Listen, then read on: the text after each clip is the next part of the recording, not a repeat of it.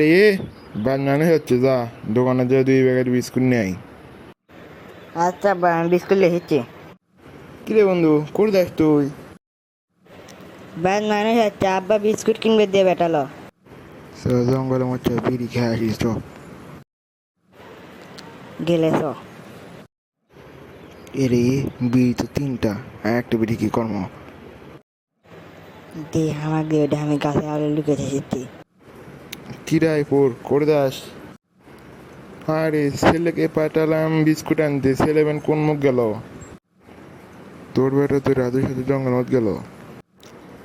কি কোস তাই নাকি? দাঁড়া আমি যাচ্ছি চুটি। বন্ধু থাক আমি না হাগে আসি।